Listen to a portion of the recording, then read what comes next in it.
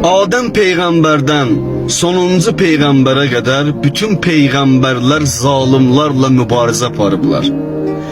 Və bütün peyğəmbərlər zalimlərlə mübarizə apardıqlarına görə ya həbs olunublar, ya şəhid olublar, ya zindana salınıblar. Bütün tarixə baxsaq, görərik ki, bütün peyğəmbərlər məqama çatmaqlarının səbəbi elə zalimlərlə mübarizə aparmaqlarıdır.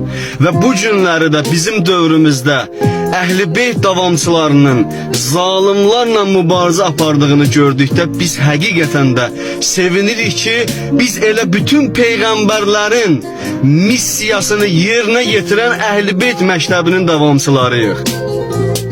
Allah zindanda olan o Yusiflərimizi, Allah zindanda olan o İmam Kazımlarımızı Allah bizə çox görməsin. Mən bugün cümə günüdür. Mən özümə borc bilirəm, bu cümə günündə elə Yusifləri təbrik edim. Hacı Abgülləri, Hacı Talihləri, Hacı Mövsümləri, Şeyx Sərdarları, o qardaşlar ki, həqiqətən də Yunisləri, onların bugün cüməsini təbrik edirəm. Cüməniz mübarək olsun.